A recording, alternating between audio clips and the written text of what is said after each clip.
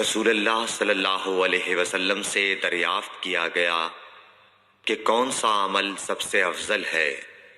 فرمایا اللہ اور اس کے رسول پر ایمان لانا۔ کہا گیا اس کے بعد کون سا؟ آپ نے فرمایا کہ اللہ کی راہ میں جہاد کرنا۔ کہا گیا پھر کیا ہے؟ آپ نے فرمایا حج مبرور۔ صحیح بخاری حدیث نمبر 26۔ رسول اللہ صلی اللہ علیہ وسلم نے چند لوگوں کو کچھ عطیہ دیا اور سعد وہاں موجود تھے۔ وہ کہتے ہیں کہ رسول اللہ صلی اللہ علیہ وسلم نے ان میں سے ایک شخص کو کچھ نہ دیا، حالانکہ وہ ان میں مجھے سب سے زیادہ پسند تھا۔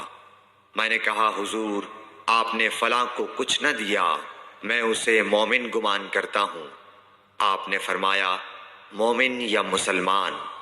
میں تھوڑی دیر چپ رہ کر پھر پہلی بات دہرانے لگا۔ حضور صلی اللہ علیہ وسلم نے بھی دوبارہ وہی جواب دیا۔ پھر آپ نے فرمایا کہ اے سعد، باوجود یہ کہ ایک شخص مجھے زیادہ عزیز ہے، پھر بھی میں اسے نظر انداز کر کے کسی اور دوسرے کو اس خوف کی وجہ سے یہ مال دیتا ہوں کہ وہ اپنی کمزوری کی وجہ سے اسلام سے پھر جائے اور اللہ اسے آگ میں اوندھا ڈال دے۔ صحیح بخاری حدیث نمبر 27۔ ایک آدمی نے رسول اللہ صلی اللہ علیہ وسلم سے پوچھا کون سا اسلام بہتر ہے؟ آپ صلی اللہ علیہ وسلم نے فرمایا کہ تو کھانا کھلائے اور ہر شخص کو سلام کرے، خواہ اس کو تو جانتا ہو یا نہ جانتا ہو۔ صحیح بخاری حدیث نمبر 28۔ حضرت صلی اللہ علیہ وسلم نے فرمایا مجھے دوزخ دکھلائی گئی تو اس میں زیادہ تر عورتیں تھیں جو کفر کرتی ہیں۔ کہا گیا حضور کیا وہ اللہ کے ساتھ کفر کرتی ہیں؟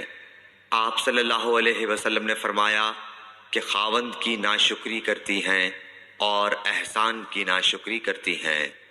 اگر تم عمر بھر ان میں سے کسی کے ساتھ احسان کرتے رہو، پھر تمہاری طرف سے کبھی کوئی ان کے خیال میں ناگواری کی بات ہو جائے تو فوراً کہہ اٹھے گی کہ میں نے کبھی بھی تجھ سے کوئی بھلائی نہیں دیکھی۔ صحیح بخاری حدیث نمبر 29۔ حضرت صلی اللہ علیہ وآلہ وسلم فرماتے تھے جب دو مسلمان اپنی اپنی تلواریں لے کر بھڑ جائیں تو قاتل اور مقتول دونوں دوزخی ہیں۔ عرض کیا گیا یا رسول اللہ قاتل تو خیر ضرور دوزخی ہونا چاہیے، مقتول کیوں؟ فرمایا وہ بھی اپنے ساتھی کو مار ڈالنے کی حرص رکھتا تھا، موقع پاتا تو وہ اسے ضرور قتل کر دیتا، دل کے عزم صمیم پر وہ دوزخی ہوا۔ صحیح بخاری حدیث نمبر 30۔